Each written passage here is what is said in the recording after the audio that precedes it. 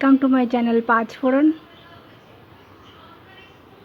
চলুন পাঁচফোড়ন দেখার আমন্ত্রণ জানিয়ে শুরু করি রান্নাবান্না।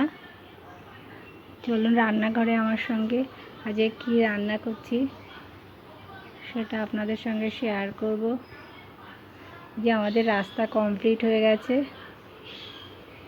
এখনও আরও একটু কাজ বাকি আছে। ওই পাশে ওই যে ওইটুকু কমপ্লিট হয়নি এখনও, ওইটুকু হলেই আর এই দিকে আর একটু হলেই ব্যাস রেডি হয়ে যাবে। আপনাদের সঙ্গে কথা বলার আগেই আমি রান্না শুরু করে দিয়েছিলাম, কারণ আমার তাড়াতাড়ি রান্না করতে হবে। এই যে রান্না করছি মাছের ঝোল, এবার ধনেপাতা দিয়ে নামিয়ে দিচ্ছি। প্রায় হয়ে গেছে, এবার ধনেপাতা দিয়ে নামিয়ে নেব। এটা একটা ভালো সুস্বাদু মাছ, এটা হচ্ছে তেলাপিয়া মাছ, গাটি দিয়ে করছি।